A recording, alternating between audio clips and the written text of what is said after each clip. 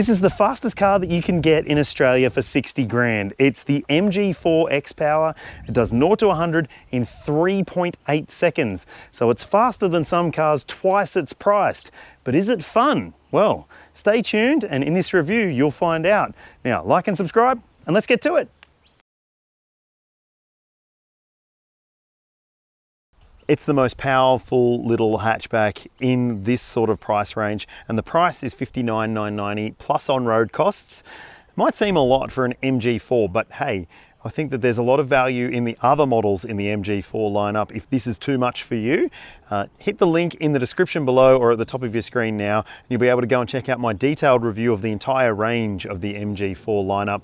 And look, I reckon, like I said, you can get a whole lot of MG4 for a bit less money if you don't want or need all this performance. But this does have all the performance and all-wheel drive as well, and a few features that make it look and feel a bit special compared to the other models, including big 18-inch alloy wheels without silly-looking aero covers on them, as well as these big orange caliper covers. The brakes, they're not that big. They're just covers over the top of the brake calipers, which you might think is a bit cheating, but hey, as long as the car stops as well as it goes, it doesn't really bloody matter, does it? It also gets a slightly different exterior look, and on the inside you get Alcantara trimmed seats as well as some orange stitching in there too, to bring all the orangeness in together. And because it's the fast one, you also get a launch control system and a track mode for this car.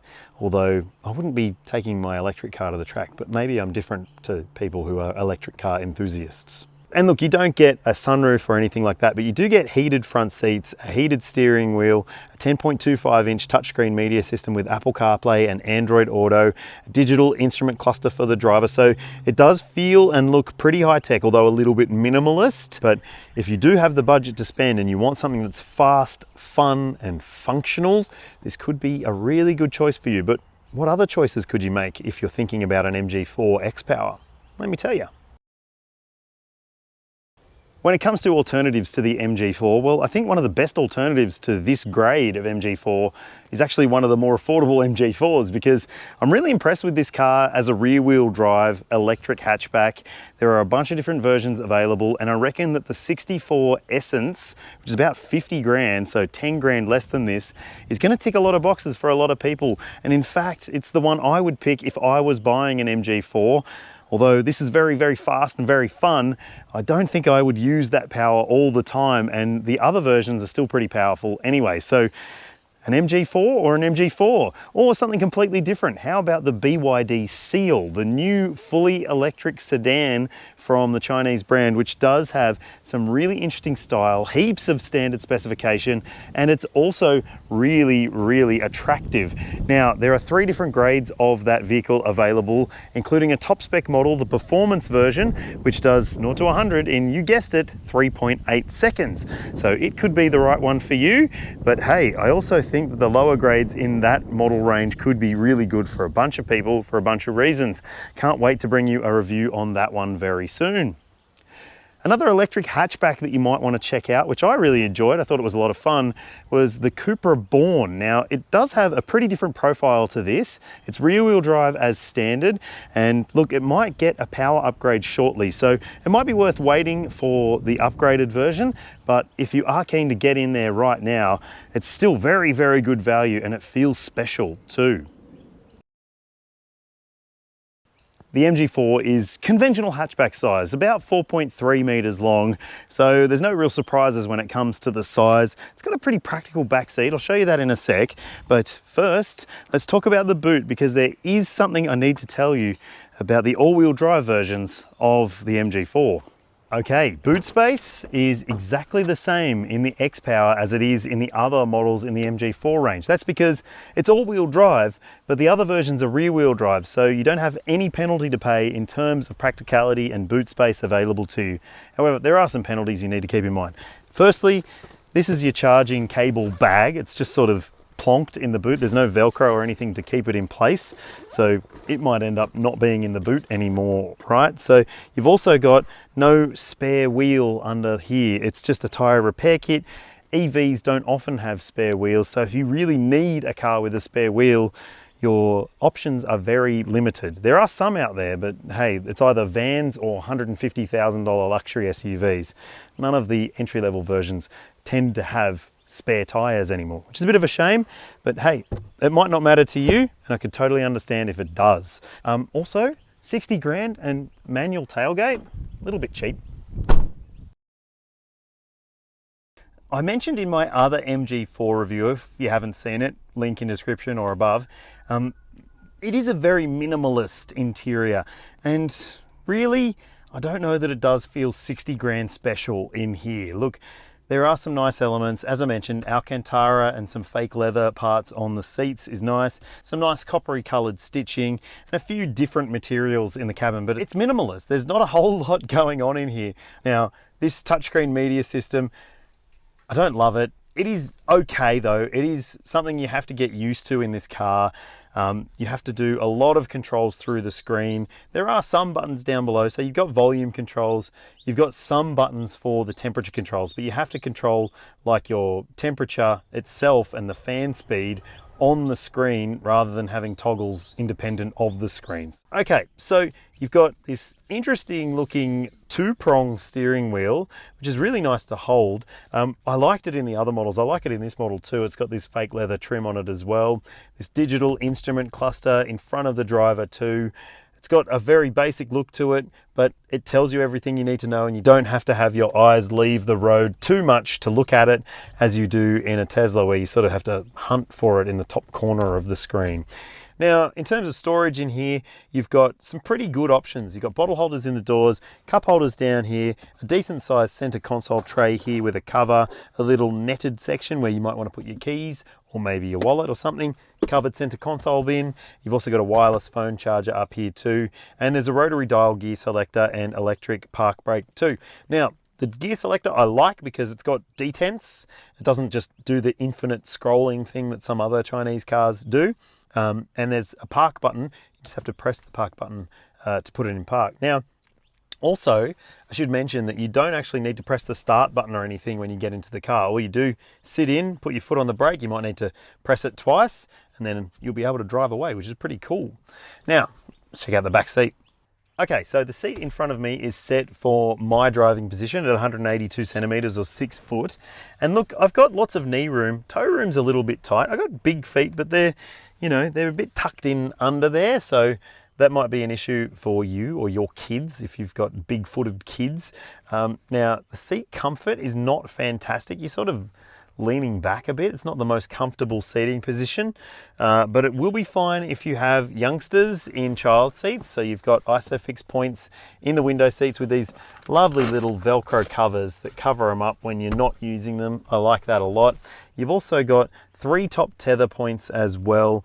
No center console, armrest or cup holders, which is a bit weak. There's no rear air vents, which is also a bit lame, but there is a USB port here, and map pockets are plenty. So you've got 2 map pockets on the seat backs, plus 2 additional device pockets up there as well, and door pockets as well. So 2 additional device pockets, I guess you could call them, up there. Door pockets as well, big enough for bottles. So it's got some of the stuff in the back seat right, but a few things not quite right. There is an additional motor at the front axle in this version of the MG4. The other versions down lower in the range are rear-wheel drive only, but this one is all-wheel drive. That's how it manages to have such huge power and torque outputs, which you'll see on your screen now. It is ridiculously powerful, this car, very, very quick. And look, the 0 to 100 time of 3.8 seconds. I may have tested that and I may have got very close to that number. So just keep in mind that this is a very powerful car, and if you're coming from something that isn't very powerful, it might take some adjustment because it's really bloody quick when you put your foot down. It's also got a single speed transmission as part of that mix. There's no paddle shifters or anything like that.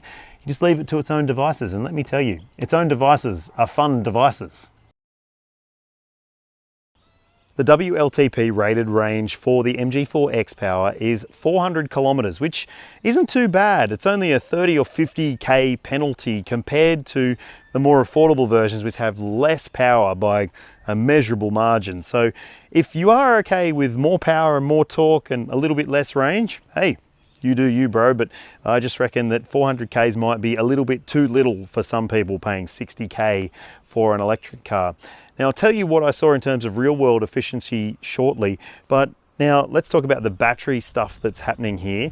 You've got a 64 kilowatt hour NMC lithium ion battery, just like the lower grade versions in the MG4 range. And charging, you've got type 2 combination plug. 6.6 kilowatts is the maximum AC charging rate. So not necessarily changing the world there, but it should mean a full charge in about 9 hours at home if you have a 6.6 compatible charger. And when it comes to DC, 140 kilowatts. So again, not necessarily super duper fast either, but that should mean if you find a 50 kilowatt charger, it'll take about an hour to do 10 to 80% or something like that. And if you find a 150 kilowatt charger, you should be able to do it in around 25 minutes or so. So that's not too bad. It should be enough to get you quickly juiced up and back on the road to have more fun.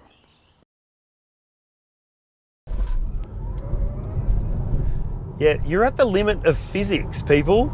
That is ridiculously fast. You can feel that all you're playing with is the amount of grip you've got from the tires. Now, these tires, they are Bridgestone tires. They are specific EV performance-oriented tires, and they do a pretty good job. I have had it chirp a few times to try and get some extra traction, specifically at the front axle where it seems to struggle to get the power down a little bit more. But look, wow, my goodness, that is so fast. And it's actually kind of fun because it does squirrel a little bit under braking. That's kind of cool. In a way, it's also kind of not safe feeling, but let's just give it one more little punch here. Ready, from a standstill, let's see how quick it can go. Yeah, you can hear the physics of, that's just tires, man. There's not much more that you can get out of it unless you go to $1,000 a corner tire, I reckon. This thing is ridiculously quick. It's fast, but is it fun? Let's go through some corners and find out. Look, yes, yes, yes.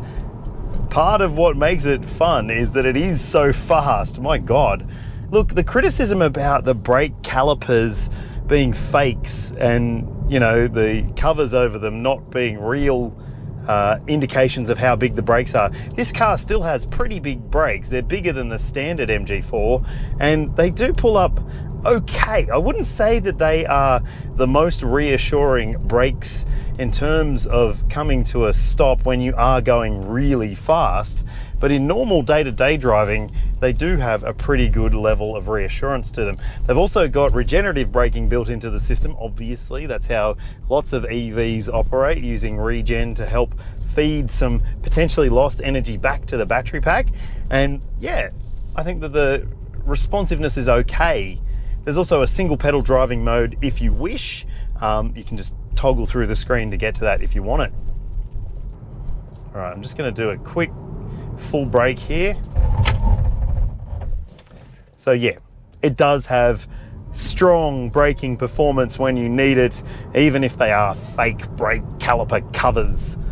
Look, the suspension is definitely firmer than the other versions of the MG4 that I've driven.